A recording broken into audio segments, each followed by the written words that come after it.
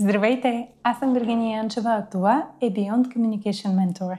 Канала, в който говорим за това как да общуваме по-добре, но също така и как да ставаме все по-добра версия на себе си всеки изминал ден. Днес искам да споделя размисли по една тема, която вълнува много родители, но и не само. Какво да правим, когато детето или близкият ни изкарва прекалено много време на телефона си? Получих този въпрос от притеснен родител и искрено се радвам, че имаме възможността да го разгледаме заедно през опита ми като ментор в сферата на комуникациите и личностното развитие в работата ми не само с възрастни, но и с младежи. Истината е, че това е доста често срещан проблем в днешния свят. Понякога не става дума за дете, а за партньора ни, за колега, за приятел или дори за самите нас. Телефонът лесно се превръща в бягство, а оттам и в навик. Но правилата за справяне не зависят от възрастта на човека в тази ситуация. Те остават едни и същи. Добра, честна и осъзната комуникация. Моето внимание винаги е насочено към едно. Как да общуваме и как през тази комуникация да изградим истинско доверие в хората отсреща. Когато се сблъскаме с такава ситуация, е напълно нормално да ни вземе притеснение. Понякога казваме, че проблемът е в детето или човека, или телефона, или че просто нещата вече не са същите. Това е напълно човешка реакция. Особено когато усещаме, че губим връзка, но също така и контрола. А за него ще говорим в допълнение след малко. Но именно тогава, в тези моменти, можем да си дадем пространство и да си отговорим на въпроса: а какво вече сме опитали? Има ли още пътища за общуване, които просто не сме изследвали? Когато говорим за телефони и екрани, понякога забравяме, че пред тях седи не просто дете или човека, отделна личност, някой, който има собствена воля, свои преживявания и свои много лични нужди. И често пъти телефонът не е просто средство за забавление. Истината е, че той дава много пространство на детето и човека да види света през един друг поглед. Дава ни възможност да добием нова информация и опит, които просто иначе липсват. Социалните мрежи много лесно ни подмамват, че ние сме този, който уж държи контрола. И като стана дума за контрол, много родители и партньори прибягват към него. Но аз лично вярвам, че ключът тук са разбирането и любопитството. Въвеждането на дисциплина, но по-скоро чрез разбиране. И от двете страни. Смятам, че нещата могат не само да бъдат подобрени, но и наистина да бъдат насочени в съвсем нова посока. С задаване на въпроси, с разговори, разбира се, и с искрен интерес. Питания от рода на: разкажи ми какво ти е истински интересно напоследък. Можем да погледнем ситуацията с децата от малко по-различна гледна точка. Те вярват, че вече са пораснали и че наистина не са малки. Ние обаче още ги виждаме като такива и се оказваме в един разговор с walkie-talkите, в които сме на достатъчно далечно разстояние един от друг, за да не можем да се чуваме нормално. Затова ползваме непрестанно walkie-talkите и двете страни говорим неспирно, но истината е, че не чуваме нищо, защото сме на много различни честоти. А решението е толкова просто. Можем просто да им кажем още преди да се отдалечим или да изкръщим, за да се съберем, че наистина искаме да ги чуем, да ги попитаме какво ги вълнува, да позволим на искрения ни интерес да има поглед в техния свят. И така можем да превърнем телефона вместо от затворена врата в един истински мост и да намерим темата, която да изнесем извън екрана заедно.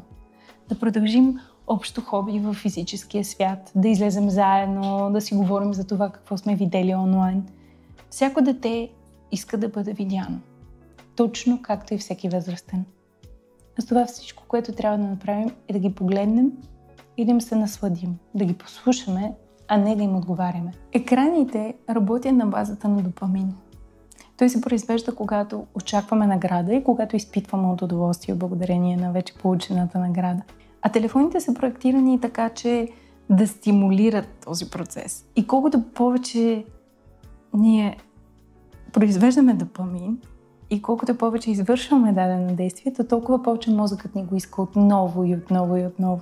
А при децата, чиято нервна система все още не е добре развита, този ефект е още по-силен и много по-видим. Но не ви казвам това, за да предизвикам у вас паника. Споделям го, защото По-скоро заедно с това обяснение можем да предизвикаме разбиране. Можем да обясним на детето или на партньора си какво се случва в случай, че те не знаят, и по този начин можем да създадем заедно ритуали за почивка.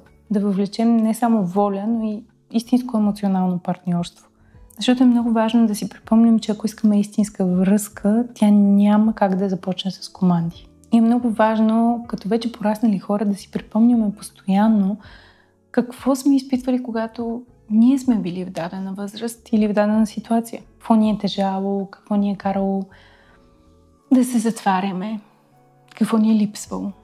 После обаче трябва отново да се обърнем към себе си и да си дадем ясното внимание, че днешният свят е много различен.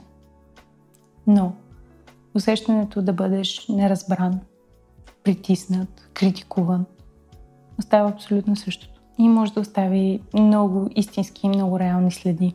Затова нека бъдем хора, които подхождат с любопитство и с топлина, с въпроси, а не с натиск. Защото дори темата с екраните, истинският въпрос винаги е: имаме ли истинска връзка помежду си? Ако търсите начин да върнете връзката с дете, близък, роднина, някой важен за вас човек, или просто искате да направите малко повече място за това да си станете по-близки, ето обобщено няколко идеи, които можете да опитате. Попитайте ги какво гледат и какво наистина ги вълнува в момента с искрен интерес, не с цел контрол. Споделете някое свое нещо, какво ви вълнува, какво е било трудно за вас, какво ви носи вдъхновение, ако искате. Предложете да направите нещо заедно, нещо свързано с темата, която вълнува тях. Може да е танц, може да е игра, може да е просто разговор. Важно е наистина да оставите пространство да се говори и пространство, в което да не чакате вие да отговорите веднага. Напомняйте си, че задачата ви не е да сте перфектни, а да сте до човека, дори когато наистина не знаете отговорите. Нито една от стъпките не изисква идеален сценарий. Те изискват само желание за свързване. Оставям в коментар няколко заглавия на книги, които могат да бъдат полезни в разбирането на целият този процес, но истината е, че дори само с това видео, изпълнявайки стъпките, вярвам, че можете да имате един прекрасен резултат. Да се поставите на мястото на другия е наистина от значение, но да искате да го видите, това е нещото, което прави истински добра връзка.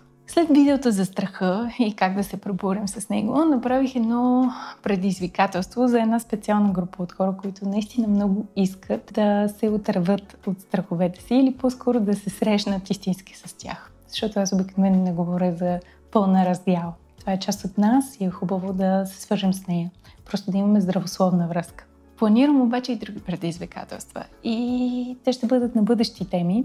Така че ако искате да се включите и да се изправите пред себе си, абонирайте се за нюзлетъра, за който съм оставил линк в коментарите, за да можете да сте сред първите, които са записали, тъй като местата ще бъдат наистина ограничени, тъй като искам да мога да обърна внимание на всеки по-отделно. Надявам се темата днес да е била наистина полезна. Ще се радвам много да се видим тук отново или в социалните мрежи, за които съм оставила отново линк долу в описанието на видеото.